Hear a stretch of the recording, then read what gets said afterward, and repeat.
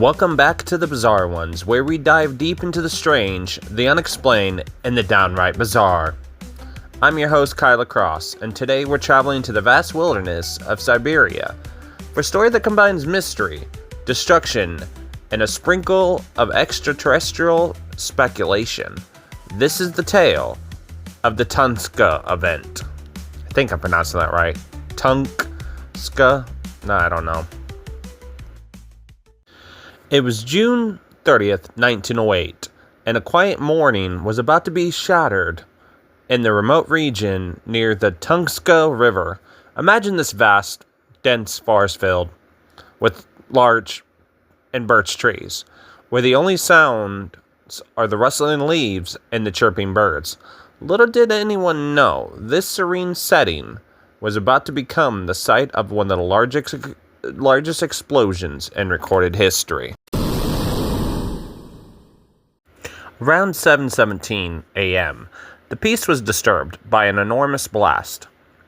An explosion that could be heard hundreds of kilometers away. Witnesses reported seeing a bright fireball streaking across the sky, illuminating the dawn with brilliant hues of yellow and red like an enormous celestial firework. So the residents and the witnesses in the area was like, we saw this bright fireball like across the sky. They weren't sure what it was, right? And the local residents described the event, right, as a pillar of fire. For them, it was not just an explosion. It was a moment that would be etched in their memories forever. So, what exactly happened that day? Right? Like, what exactly happened? What is the explanation for what happened? Well, let's rewind a bit and explore the events leading up to the explosion. The Tunguska event that took place in a remote area, far removed from the hustle and bustle of civilization. And I'm sorry if I'm mispronouncing it. It's Tunguska. So it might not be pronounced Tunguska or Tunguska. It might be Tunguska. I'm sorry. I'm really bad with pronouncing things. Anyways, I'm going to stop rambling because that's not what y'all are listening to this for. So the Tunguska event took place in a remote area far removed from the hustle and bustle of civilization. At the time, Siberia was largely untouched, home to a few scattered settlements, but mainly the indigenous Evenki people. Many of these locals lived off the land, and their rich folklore often included stories of strange lights and sounds in the sky. Legends that, in hindsight, take on a chilling resonance.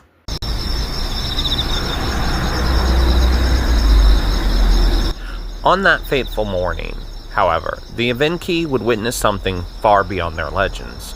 As the explosion occurred, the force unleashed flattened an estimated 2,000 square kilometers of forest, uprooting around 80 million trees.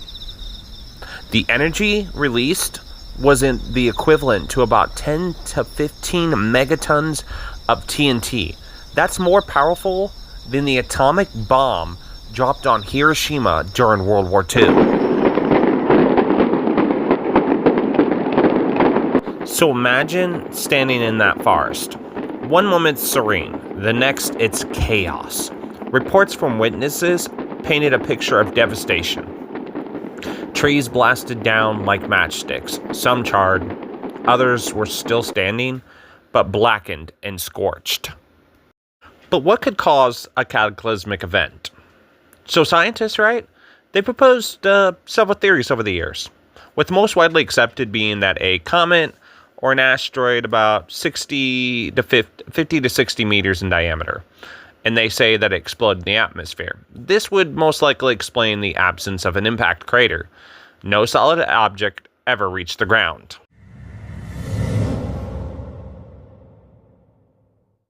Now, let's fast forward a bit to the aftermath.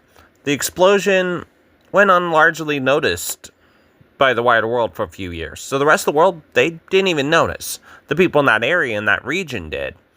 Now, that, of course, was until the 1920s when a Soviet scientist named Leonid Kulik, I may be pronouncing his name wrong, decided to investigate, right? He had heard of the event while studying the reports, and he was determined to find out what really happened. So in 1927, Kulik led an expedition to the Tunguska site, navigating through challenging terrain and harsh conditions. Upon arriving, he was struck by the eerie silence of the area. So the area where this had happened, it was just completely quiet. There was no noise. It was completely silence.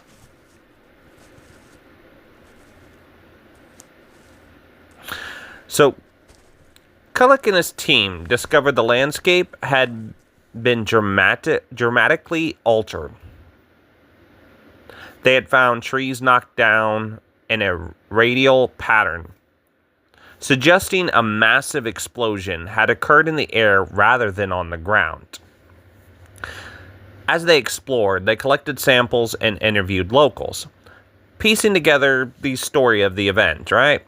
So they went around asking people, they asked the Invinki people, they asked everyone around their version of events. Now, Kulik's findings were groundbreaking.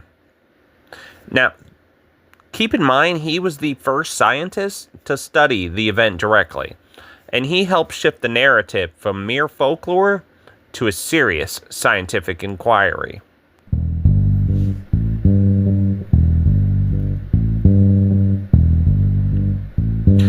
Now, here's where it gets interesting. The Tunguska event became a breeding ground from theories. Some more plausible than others, obviously. One of the more outlandish theories was that it was a result of a secret weapons test. Perhaps something developed by a government looking to harness extraordinary power. Now, because where this was around the Soviet Union, and around when the Soviet Union and America were, in their Cold War. So one of the theories was that the Soviet government was working on a weapon, if you will, to compete with the United States. A weapon that they would think would knock off the socks of the U.S. and, show the U.S. that they had the superior firepower, if you will. Now, of course, that was just a theory. There was no evidence for that. Then there were theories involving extraterrestrial life. And some of y'all actually might have heard it mentioned in X-Files. In fact, in the show X-Files, in their version of events is that it had something to do with alien, and that the group in X-Files, the syndicate, if you will, was, all behind covering up that particular event. And that whole episode of X-Files, that myth in the show actually originates from people actually thinking that the Tunguska event actually had to do with aliens.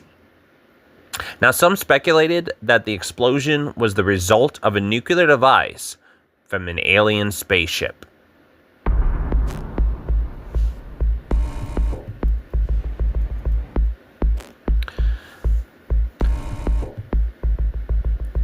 The fascination with the event grew, especially as the Cold War dawned, which I had mentioned, and a public eager to explore the unknown. Now, while scientists debated the event's cause, the incident inspired countless works of fiction, conspiracy theories, and even documentaries, and even inspired TV shows like X-Files to come up with their own version of events of what happened, because no one was sure, no one knew exactly. Was it something explainable by science, or was it something else beyond the paranormal, the aliens, experimental weapons? It's essential to acknowledge that not all explanations require extraterrestrial intervention. Modern science now leans heavily toward the idea that it was indeed a comet or an asteroid that disintegrated in the atmosphere. Now, of course, you'll still have people believing that perhaps it was aliens, extraterrestrial, a government cover-up, experimental weapons. But in recent years, studies have suggested that events similar to this event could happen again. NASA and other organizations are actively monitoring near-Earth objects, looking for any potential threats.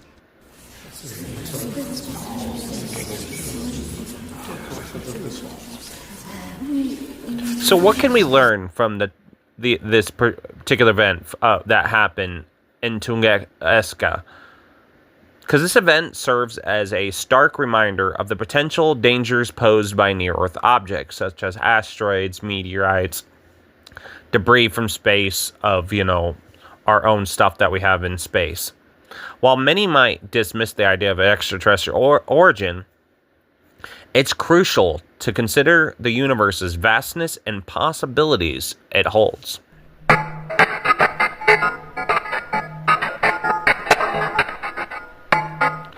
So as we wrap up, I want to leave you with this thought. What if something similar were to happen today? To the United States, to the former Soviet Union, to China, to the UK, to any of these other countries?